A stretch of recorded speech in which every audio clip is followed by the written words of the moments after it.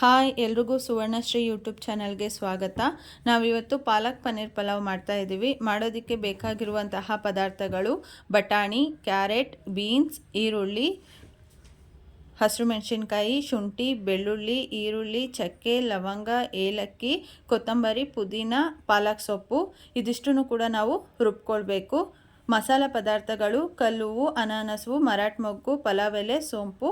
ಈಗ ಒಲೆ ಮೇಲೆ ಕುಕ್ಕರನ್ನು ಇಟ್ಟು ಕುಕ್ಕರ್ ಬಿಸಿ ಆದಮೇಲೆ 1 ಟೇಬಲ್ ಸ್ಪೂನಷ್ಟು ತುಪ್ಪ ಬೇಕು ಅಂದರೆ ಆ್ಯಡ್ ಮಾಡ್ಕೊಳ್ಳಿ, ಇಲ್ಲ ಅಂತಂದರೆ ಇಲ್ಲ. ನಾವು 1 ಟೇಬಲ್ ಸ್ಪೂನಷ್ಟು ತುಪ್ಪವನ್ನು ಹಾಕ್ಕೊಂಡಿದ್ದೀನಿ.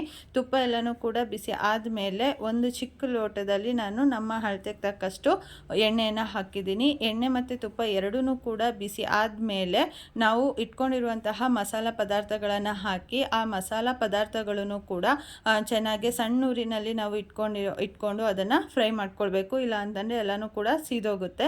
ಇದೆಲ್ಲನೂ ಕೂಡ ಅದರ ಘಮ ಬಿಟ್ಟ ಮೇಲೆ ನಾವು ಅದಕ್ಕೆ ಈರುಳ್ಳಿಯನ್ನು ಹಾಕಿ ಚೆನ್ನಾಗಿ ಅದನ್ನು ಫ್ರೈ ಮಾಡ್ಕೋಬೇಕು.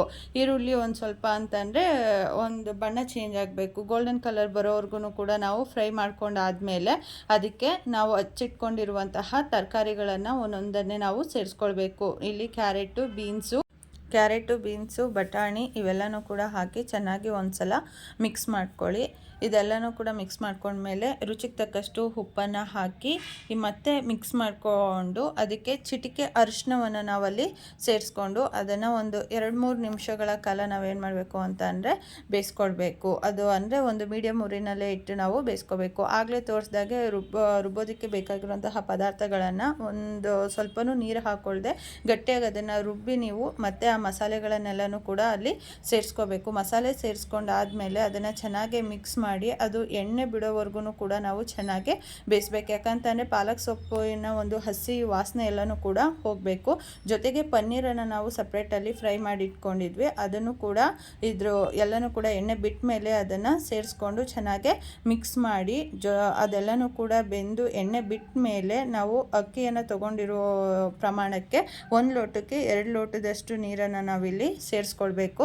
ಈ ನೀರನ್ನೆಲ್ಲನೂ ಕೂಡ ಸೇರಿಸ್ಕೊಂಡು ಅದು ಚೆನ್ನಾಗಿ ಕುದಿ ಬರಬೇಕು. ನೀರು ಆ ಕುದಿ ಆದಮೇಲೆ ನಾವೇನು ಮಾಡಬೇಕು ಅಂತಂದರೆ ಆ ಅಕ್ಕಿಯನ್ನು ತೊಳೆದಾಕಬೇಕಾಗುತ್ತೆ. ಇಲ್ಲ ಅಂತಂದರೆ ಏನಾಗುತ್ತೆ ಅಂತಂದರೆ ಮುದ್ದೆ ಥರ ಆಗಿಬಿಡುತ್ತೆ. ನಾವು ಅದಕ್ಕೆ ಏನು ಮಾಡ್ತಿದ್ದೀನಿ ಅಂತಂದರೆ ಇಲ್ಲಿ ಚೆನ್ನಾಗಿ ಆ ನೀರೆಲ್ಲನೂ ಕೂಡ ಕುದಿಯೋದಕ್ಕೆ ನಾನು ವೆಯ್ಟ್ ಮಾಡಿ ಈಗ ಕುದಿಯೋ ಟೈಮ್ನಲ್ಲಿ ನಾನು ಅಕ್ಕಿಯನ್ನು ತೊಳೆದಿಟ್ಕೊಂಡು ಅದಕ್ಕೆ ಅಕ್ಕಿಯನ್ನು ಸೇರಿಸ್ತಾ ಇದ್ದೀನಿ.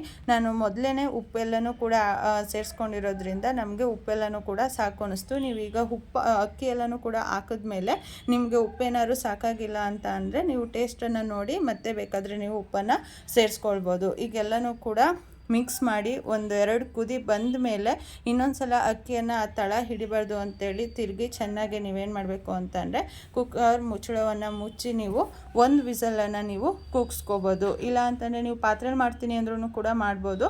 ನಾವಿಲ್ಲಿ ಕುಕ್ಕರಲ್ಲಿ ತೋರಿಸ್ತಾ ಇದ್ದೀವಿ. 1 ವಿಸಲ್ ಆದಮೇಲೆ ಪಾಲಕ್ ಪನ್ನೀರ್ ಪಲಾವ್ ರೆಡಿಯಾಗಿರುತ್ತೆ.